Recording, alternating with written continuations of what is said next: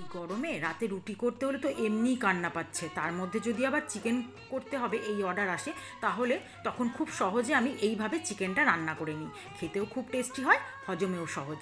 প্রথমে চিকেনগুলোকে পরিষ্কার করে ধুয়ে তার মধ্যে লবণ আর লেবুর রস মাখিয়ে 15 মিনিট ম্যারিনেট করে রেখে দেবো। তার মধ্যে 15 মিনিটে আমি রুটিগুলো ভেজে নেব। এবার কড়াইয়ে সাদা তেল আর বাটার গরম করে তার মধ্যে তেজপাতা, ছোটো এলাচ আর লবঙ্গ ফোড়ন দিয়ে ম্যারিনেট করে রাখা চিকেনটা দিয়ে দেবো।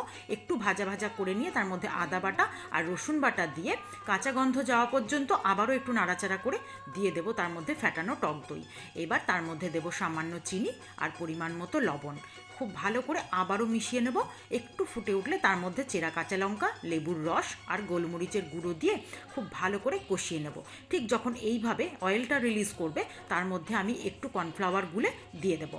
তার যখন এটা ভালো করে ফুটে উঠবে, একটু ঘন হয়ে গেলেই নামিয়ে নিলে রেডি হয়ে গেল লেমন চিকেন। রুটিতে খাওয়ার জন্য অনবদ্য, খুবই টেস্টি।